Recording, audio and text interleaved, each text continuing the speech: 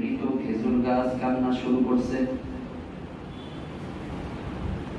তো সাহাবায়ে কেরাম কান্না শুরু করে দিছে। এত বেশি কান্না গাছ করতেছে, হযরত আবু বকর রাদিয়াল্লাহু তাআলা আনহু উনিও কাঁদতেছেন, হযরত ওমর ফারুক রাদিয়াল্লাহু তাআলা আনহু উনিও কান্না করতেছেন। গাছের কান্না দেখে ওসমানও চোখের পানি ধরে রাখতে পারে নাই। গাছের কান্না দেখে আলী রাদিয়াল্লাহু তাআলা আনহু দিলহাসে চোখের পানি ছেড়ে দিয়ে কান্না শুরু করে দিয়েছে। হাদিসের কিতাবে লেখে গাছও কাঁদে, সাহাবায়ে কেরামও কাঁদে। দো জাহানের বাদশা রাসূল আরবি নবী মুহাম্মদুর রাসূলুল্লাহ সাল্লাল্লাহু আলাইহি ওয়াসাল্লাম উম্মতের ভালোবাসার হক যেভাবে আদায় করেছেন, মানুষের ভালোবাসার হক যেভাবে আদায় করেছেন, জিনের ভালোবাসার হক আল্লাহর রাসূল এইভাবে আদায় করেছেন। শুধু মানুষ আর জিন নয়, আমার নবী, আপনার নবী, দয়ার নবী, মায়ার নবী, রহমাতুল লিল আলামিন, উনি মাখলুকাতের ভালোবাসার হক আদায় করেছেন। গাছ যখন কান্না শুরু করছে, তো আবু দাউদের রওয়ায়াত মতে আল্লাহর রাসূল উনি নাইমা গিয়ে গাছের কাছে গেছেন, গিয়া গাছটাকে দুই হাত দিয়ে এমনি জড়ায় ধরছে। সন্তান যখন কান্না করে, মা যখন জড়ায় ধরে, তো কান্নাটা সন্তানের আরো বেড়ে যায়। তো আল্লাহর রাসূল যখন গাছটাকে জড়ায় ধরছেন, গাছের কান্না থামে না, বিভিন্ন ভাবে সান্ত্বনা দিতেছেন। এই গাছ, আমি তোর জন্য দোয়া করব, তুই জীবিত হবি, কিয়ামত পর্যন্ত তোর গায়ের ভিতরে খেজুর ধরবে, হাজী সাহেবরা মসজিদের নববীতে আসবে, তোর থেকে খেজুর খাবে, তোকে দোয়া দিবে। তারপরে গাছের কান্না থামে না। আল্লাহর রাসূল আবারও বলতেছেন, তুই শুধু বছরে একবার খেজুর দিবি না, বরং তোর জন্য আমি দোয়া করে দিব, তুই সারা বছর উম্মতের জন্য খেজুর দিতে থাকবি। এরপরেও গাছের কান্না যখন কোনোভাবে থামে না, দীর্ঘ ঘটনা। এক পর্যায়ে গিয়ে আল্লাহর হাবিব বলেন, ঠিক আছে, আমি মালিকের কাছে তোর জন্য দোয়া করব, আমি আরশে আজিমের মালিক আল্লাহর কাছে তোর জন্য সুপারিশ করব, জান্নাতে তুই ওই জায়গাটায় থাকবি যেই জায়গায় দাঁড়ায় আমি জান্নাতীদের উদ্দেশ্যে খুতবা দিব। তুই আমার সাথে জান্নাতে থাকবি, জান্নাতে যাবি। তখন খেজুর গাছ সে শান্ত হয়েছে। খেজুর গাছ ওই আশা করেছে যে আমি আমার রাসূলের সাথে যাতে জান্নাতে থাকতে পারি, দুনিয়ার কোনো কিছুর জরুরত আমার নাই। দুনিয়া দিয়ে আমার কি হবে? দুনিয়াতে আমার বাঁচার প্রয়োজন নাই, দুনিয়াতে আমার জীবনের প্রয়োজন নাই, দুনিয়াতে আমার ফল দেওয়ার প্রয়োজন নাই, কিয়ামত পর্যন্ত বেঁচে থাকারও কোনো প্রয়োজন আমার নাই। কিন্তু জান্নাতে যদি আমি আল্লাহর হাবিবের সাথে থাকতে পারি, এর থেকে বড় সার্থকতা আমার আর কোনটা নাই। ও মানুষেরা, তুমি আর আমি আল্লাহর রাসূলের সাথে জান্নাতে থাকার স্বপ্ন দেখি না। কখনো আমার আর তোমার মনের ভিতরে আগ্রহ জাগে না যে আল্লাহর রাসূলের সাথে কিভাবে জান্নাতে থাকা যায়? কখনো এই স্পৃহা তোমার আমার অন্তরের ভিতরে জাগ্রত হয় না কিভাবে নবীকে খুশি করে নবীর সাথে জান্নাতে থাকার ঠিকাদারি এই দুনিয়া থেকেই নিয়ে যাওয়া যায়। অথচ তোমার আমার নবী তোমাকে আর আমাকে সুযোগ দিয়ে দিয়েছেন কেমনে তার সাথে থাকা যাবে। আল্লাহর রাসূল জনাবে মুহাম্মদুর রাসূলুল্লাহ সাল্লাল্লাহু আলাইহি ওয়াসাল্লাম দায়িত্বহীন কণ্ঠে ঘোষণা করেছেন, স্পষ্ট ভাষায় তিনি জানিয়ে দিয়েছেন যে আমার সুন্নতকে ভালোবাসবে, মান আহাব্বা সুন্নতি, যে আমার সুন্নতকে ভালোবাসবে, ফাকাদ আহাব্বানি, সে যেন আমাকেই ভালোবাসলো। ওয়া মান আহাব্বানি কানা মাই ফিল জান্নাহ, আমাকে ভালোবাসবে, জান্নাতে সে আমার সাথে থাকবে। সুবহানাল্লাহ বলুন। আমাকে যে ভালোবাসবে, জান্নাতে সে আমার সাথে থাকবে। ও দুনিয়ার মুসলমান, এত সুন্দর ইস্তিহার পাওয়ার পরেও কেন তুমি আর আমি আল্লাহর রাসূলের সুন্নতের দিকে ধাবিত হই না? কারণ আল্লাহর রাসূলের মহব্বত আমার তোমার ভিতরে নাই। আল্লাহর রাসূলের প্রেম, আল্লাহর রাসূলের ভালোবাসা অন্তরটার ভিতরে জমাইতে পারি নাই। যেই ভালোবাসা তালহা জমাইছিল, ওই ভালোবাসা তুমি আর আমি জমাইতে পারি নাই।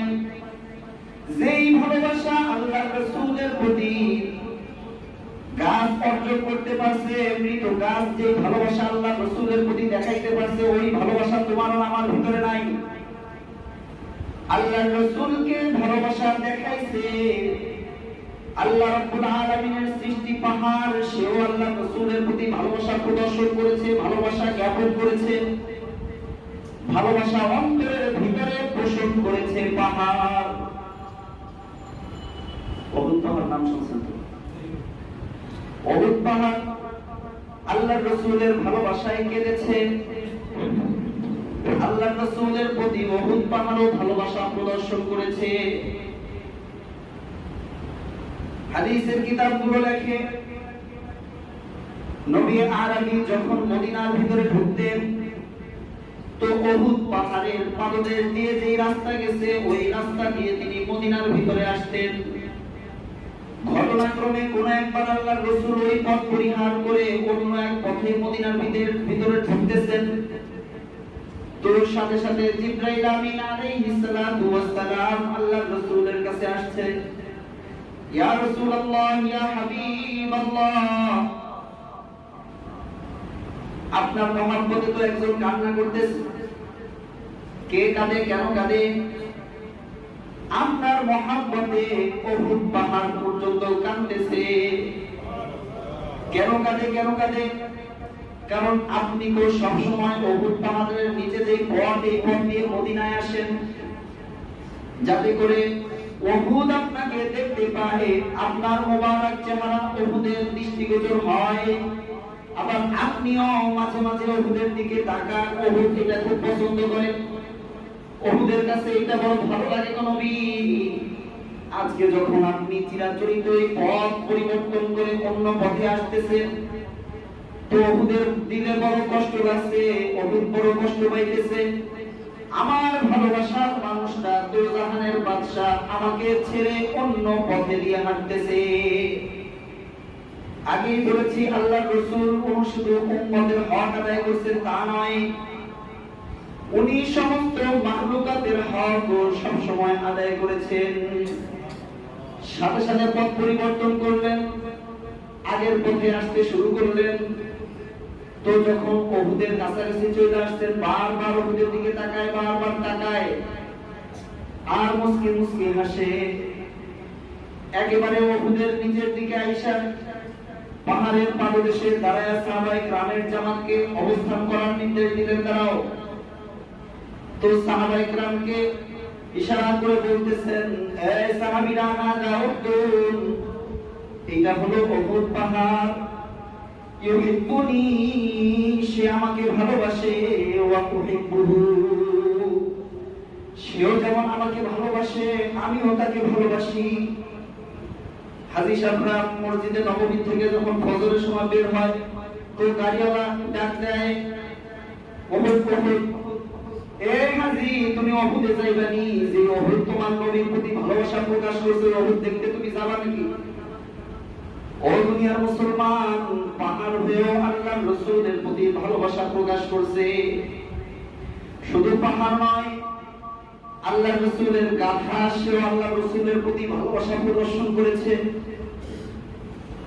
যেই গাধায় আল্লাহর রাসূল সব সময় সওয়ার হইতেন, চলতেন, ইন্তেকালের পরে যখন গাধা বুঝতে পারছে যে আমার রাসূল আর দুনিয়ার বুকে নাই, কখনো এই মানুষটা আমার উপরে এসে সওয়ার হবে না, কখনো এই মানুষটা আমার উপরে আর উঠবে না, কখনো এই মানুষটা আর আমার উপরে বোঝা চাপায়া দিবে না, কখনো সে আমাকে নিয়ে মসজিদে যাবে না, কখনো সে আমাকে নিয়ে বাজারের দিকে যাবে না।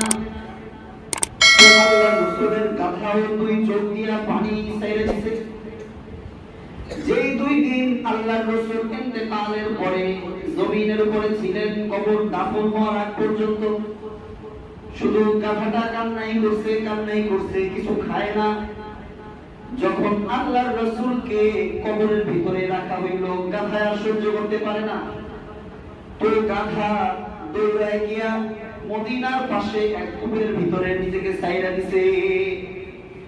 গাধায় আল্লাহর রাসূলের ভালোবাসায় আত্মাহুতি দিছে, গাধায় আল্লাহর রাসূলের ভালোবাসায় নিজের জীবন দিয়ে দিছে।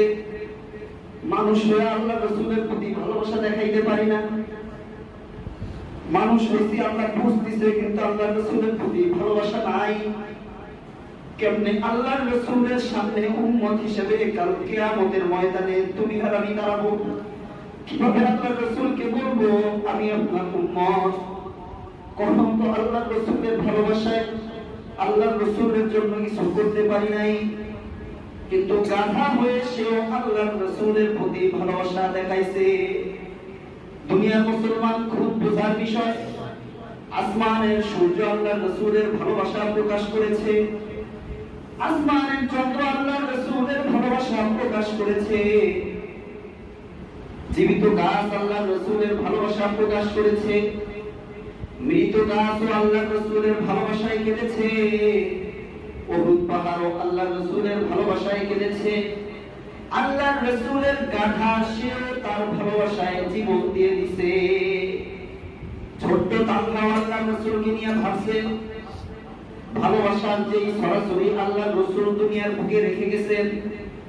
হযরত বেলাল রাদিয়াল্লাহু তাআলা আনহু, আপনি আর আমি আল্লাহর রাসূলের ভালোবাসায়, আল্লাহর রাসূলের মহব্বতে, আল্লাহর রাসূলের টানে মদিনায় যাই, কিন্তু আল্লাহর রাসূলের ইন্তেকালের পরে হযরত বেলাল রাদিয়াল্লাহু তাআলা আনহু একদিন কাট্টি মাথায় নিয়ে আল্লাহর রাসূলের রওজার সামনে গিয়ে দাঁড়াইছে। গাট্টি মাথায় নিয়ে রওজার উদ্দেশ্যে বলতেছে, ইয়া রাসূলুল্লাহ, আপনি যখন জমিনের বুকে চলতেন তো আমি আপনার রাহবার হইতাম। হযরত বেলাল রাদিয়াল্লাহু তাআলা আনহুর অভ্যাস ছিল, আল্লাহর রাসূল যেখানেই যাইতো বেলাল সাথে সাথে যাইতো, আগে আগে চলতো। না জানি দুশমন কখনো কাটা রাস্তার ভিতরে রেখে দেয় কিনা। তো আল্লাহর রাসূলের পায়ে যেন কাটা না বিধে, কাটা যদি বিধতে হয় আমি বেলালের পায়ে বিধুক, হাবিবে কিবরিয়ার পায়ে যেন কাটার আঘাত না লাগে। পাথরযুক্ত রাস্তায় পাথরের আঘাত যেন আমার নবীর পায়ে না লাগে, কাটাযুক্ত রাস্তায় কাটা যেন আমার নবীর পায়ে না লাগে। যদি লাগতে হয় তাহলে আমি বেলালের পাও ক্ষত বিক্ষত হয়ে যাক, আমার নবীর পায়ে যেন একটু আঘাত না লাগে। তো এই জন্য বেলাল রাদিয়াল্লাহু তাআলা আনহু নবীর জীবদ্দশায় সব সময় নবীর আগে আগে চলতেন আর রাস্তা পরিষ্কার করতেন। বেলাল রাদিয়াল্লাহু তাআলা আনহু মদিনার মসজিদে আযান দিতেন, আল্লাহর রাসূল ইমামতি করতেন। তো বেলাল গাট্টি মাথায় নিয়ে রওজার ধারের সামনে দাঁড়ায় নবীকে উদ্দেশ্য করে বলে, রওজার নবী, আপনাকে আমি বলি, আমি রাহবার হইতাম, আপনি আমার সাথে সাথে চলতেন। আপনি পথে চললে আপনার পথের কাঁটা আমি সরায় দিতাম গো নবী। আপনি হাঁটলে আপনার পথের পাথরগুলো আমি সরায় দিতাম গো নবী। আমি যখন আযান দিতাম আপনি মদিনার মসজিদে ইমাম হইতেন, বিষয়টা আমার বড় ভালো লাগতো গো নবী। কিন্তু আজকে আমি রাস্তায় হাঁটলে আমার সাথে সাথে আপনি হাঁটেন না। আজকে আমি মদিনার মসজিদে আযান দিলে আপনার ইমামত সেখানে হয় না গো নবী। এটা আমি বেলাল বরদাস্ত করতে পারি না, আমার বড় কষ্ট হয়, আমার কলিজাটা ফাইটা যাইতে চাই গো নবী। এই জন্য আমি আর মদিনায় থাকতে পারবো না। মদিনার গলিতে গলিতে হাঁটলে আমার দিলটা চঞ্চল হয়ে যায়। মদিনার মসজিদে আযান দিতে আমার বিন্দু মাত্র মনে চায় না, আমি আর আযান দিতে পারবো না গো নবী। আক্ষেপের কান্না কাটা নবীর রওজার সামনে দাঁড়ায় কইরা বেলাল মদিনা ছেড়ে চলে গেছে। দীর্ঘ 6 মাস পরে বেলাল ঘুমের ভিতরে স্বপ্ন দেখে। নবী বলেন, বেলাল, আমার ইন্তেকালের পরে সবাই আমার রওজার সামনে আসে, আমাকে সালাম দেয় গো বেলাল, একমাত্র তুমি, তোমাকে তো আমি দেখি না। বেলাল, কেমনে তুমি আমাকে ছাইরা দূরে আসো?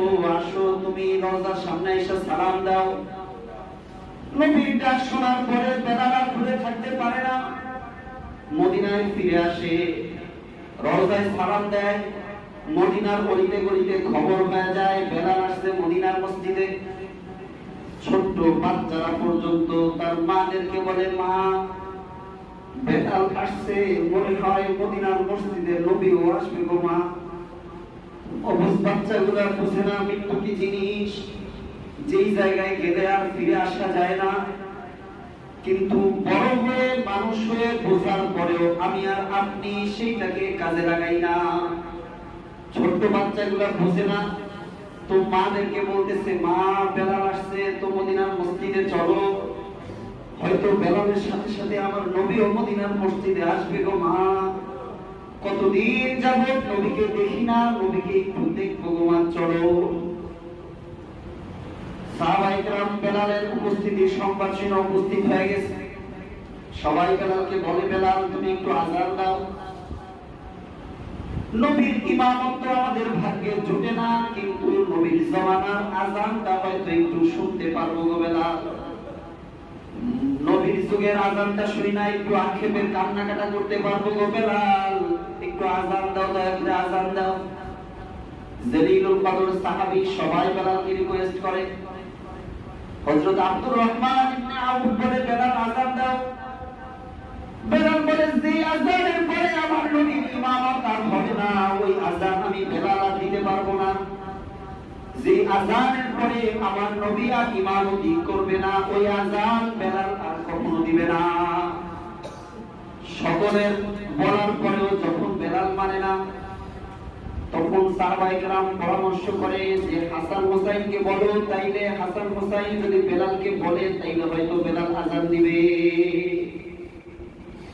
হাসান হোসাইনকে বলা হইল, তোমরা একটু বেলালের কাছে রিকোয়েস্ট করো, তোমরা একটু তার কাছে দাবি জানাও, অনুরোধ করো। কিছুক্ষণ পরে হাসান এবং হোসাইন মসজিদে নববীর ভিতরে আয়েশা বেলালের দুই পাশে বসে গেছে।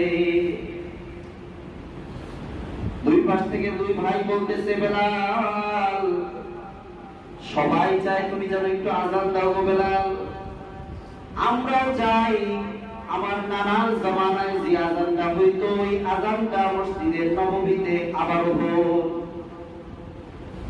বেলাল তাকায় দেখে নাবিদের চেহারার ভিতরে মুহাম্মাদুর রাসূলুল্লাহ সাল্লাল্লাহু আলাইহি ওয়াসাল্লামের চেহারার ছাপ দেখা যায়। এখন যদি নাবিদেরকে নিষেধ করে তাইলে রওজার নবী নারাজ হয়ে যাবে। তো বেলাল আযান দিতে শুরু করে। মাকামে রাওহা পর্যন্ত বেলালের আযান যায়। যতদূর পর্যন্ত বেলালের আযানের ধ্বনি গেল, সবাই মসজিদে নববীর ভিতরে ছুটে আসছে। নবীর জামানার আযান হইতেছে, নবীর জামানার আযান হইতেছে। আমরা যাই মসজিদে নববীতে, কান্নার রোলে শুধু কান্নার শব্দ হয়। আল্লাহর রাসূলের ভালোবাসা সাহাবায়ে কেরাম প্রকাশ করতেছে। দুনিয়ার মুসলমান সবাই আল্লাহর রাসূলের ভালোবাসা প্রকাশ করছে। মানুষ যেমন আল্লাহর রাসূলের ভালোবাসা প্রকাশ করেছে, জিনও আল্লাহর রাসূলের ভালোবাসা প্রকাশ করছে। তামাম মাখলুকাত আল্লাহর রাসূলের ভালোবাসা প্রকাশ করেছে। কিন্তু এমন এক জমানায় আসলাম, দিলটাকে পাথর বানাইছি, আল্লাহর রাসূলের প্রতি মহব্বত অন্তরের ভিতরে জাগে না। আল্লাহর রাসূলের ইজ্জত নিয়ে সিনেমিনি করা হয়, আমার আর তোমার অন্তরের ভিতর কোনো ব্যথা লাগে না। আল্লাহর রাসূলকে কটূক্তি করা হয়, এটাও আমার আর তোমার অন্তরের ভিতরে কোনো সাড়া জাগায় না। আল্লাহর রাসূলের স্থির চিত্র প্রকাশ করা হয়, তাতেও আমার আর তোমার কোনো কিছু যায় আসে না। আল্লাহর রাসূলের কার্টুন বানানো হয়, তাতেও তোমার আর আমার কোনো কিছু হয় না। অথচ আল্লাহর রাসূলের প্রতি সাহাবায়ে কেরামের ভালোবাসা কেমন ছিল? জেরুজালেম স্বাধীন করার জন্য গেছে আমর ইবনুল আস। জেরুজালেমের চৌরাস্তার মাঝখানে খ্রিস্টানরা ঈসা নবীর মূর্তি বানায় রাখছে। প্রথমে তো মূর্তি বানাইছিল যে আমাদের নবীর মূর্তি সামনে থাকবে, দেখবো ভালো লাগবে, ভাস্কর্য। প্রথমে উসিলায় মূর্তি বানাইছিল, কিন্তু দিনের পরিক্রমায় কালের আবর্তনে যে 500 বছর গত হয়ে গেছে, 600 বছর গত হয়ে গেছে, এখন এই মূর্তির পূজা সবাই মিলা শুরু করছে। খ্রিস্টানরা জেরুজালেমের চৌরাস্তার ভিতরে মূর্তি রেখে মূর্তিটার পূজা করে। ও দুনিয়ার মুসলমান, সাহাবী আমর ইবনুল আস উনি জেরুজালেম স্বাধীন করার জন্য গেছেন, ইসলামের শাসনের অধীনে আনার জন্য গেছেন, গিয়ে জেরুজালেম স্বাধীন করছেন। কিন্তু স্বাধীন হওয়ার একদিন পরেই খবর আসলো জেরুজালেমের চৌরাস্তায় ঈসা নবীর যে মূর্তিটা আছে, এই নবীর মূর্তির নাকটা কোথায় যেন হারায় গেছে, নাককে যেন ভেঙে ফেলেছে। খ্রিস্টানরা মুসলমান শিবিরে খবর পাঠাইলো, এই কাজ তোমাদের, এটার বিচার আমাদেরকে দিতে হবে। যদি এটার বিচার আমাদেরকে না দেওয়া হয় তাইলে কিন্তু আমরা এর বিচার করব। সাহাবী আমর ইবনুল আস উনি খবর লাগাইলেন, কে করেছে এই কাজ? মুসলমানরা তো জীবনে কোনোদিন উগ্র নয়, মুসলমানরা সন্ত্রাসবাদিতাও কোনোদিন পছন্দ করে না। খবর নিয়ে জানা গেল মুসলমানদের ভিতরে কেউ এই কাজ করে নাই। তাদেরকে সংবাদ দেওয়া হইল মুসলমান এই কাজ করে নাই, মানে না, না হইতে পারে না, মুসলমান এই কাজ করছে, আমরা কেন আমাদের নবীর নাক ভাঙতে যাব? তো ঠিক আছে, এদের দাবি যে মুসলমান করছে, মুসলমানরা তো করিনি। তারা বলে করছো, আমরা মুসলমান বলে করি নাই, এটা এখন কি হবে? আমরা বিচার নিবই নিব। কিভাবে বিচার নিব? আমরাও মুহাম্মদ নামে একটা মূর্তি বানাবো, মূর্তি বানায়া এই মূর্তির নাক ভাঙবো। মুহাম্মদ নামে মূর্তি বানাইয়া ঈসা নামে মূর্তির নাক ভাঙার প্রতিশোধ আমরা গ্রহণ করব। নাউজুবিল্লাহ, আওয়াজ করে বলেন নাউজুবিল্লাহ।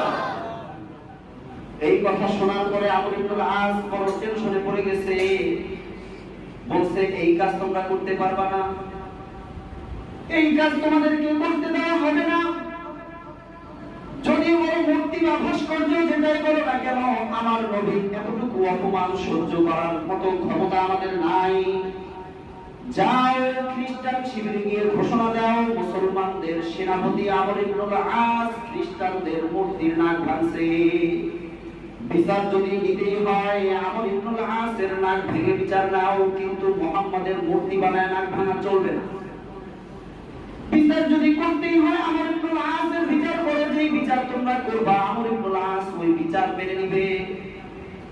খ্রিস্টানরা তো মহা খুশি, মেঘনা চাইতে বৃষ্টি, চাইলাম কি পাইতেছি, মাশাআল্লাহ খুব ভালো, সবাই খুব খুশি। মুসলমানদের সেনাপতি নাক দেওয়ার জন্য প্রস্তুত হয়ে গেছে, আর কি লাগে? তো ঘোষণা হইল অমুক দিন জেরুজালেমের চৌরাস্তায় দাঁড়ায়া মুসলমানদের থেকে বিচার নেওয়া হবে, মুসলমানদের সেনাপতির নাক ভাঙা হবে, তার বিচার হবে। খ্রিস্টানদের মূর্তি ঈসা আলাইহিস সালাতু ওয়াস সালামের মূর্তির নাক ভাঙার বিচার হবে। আমরা যা পূজা করি তার নাক ভাঙছো, এটা আমরা বরদাস্ত করব না, তোমাদের নাক ভেঙে বিচার নিব। আমর ইবনুল আস রাজি হয়ে গেছে। প্রত্যেকটা মুসলমান সদস্য, প্রত্যেকটা মুসলমানের চোখে কান্নার পানি।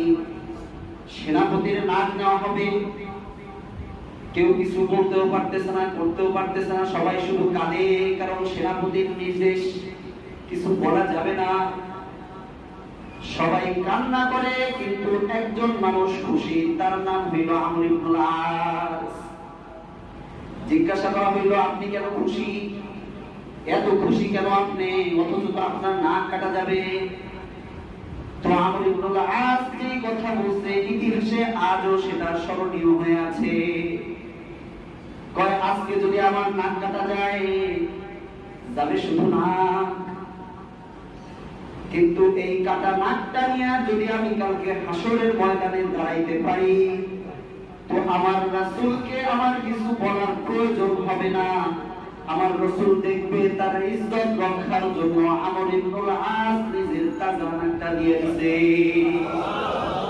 শাফাত আমার চাইতে হবে না, আমার নবী নিজের থেকে আমাকে শাফাত করে জান্নাতে নিয়ে যাবে। দুনিয়াতে এমন কোন আমল করতে পারি নাই যে আমল আমি আমার রাসূলের শানে উপস্থাপন করে রাসূলকে বলতে পারি রাসূল এই আমলের বদৌলতে আপনি আমাকে জান্নাতে নিয়ে যান।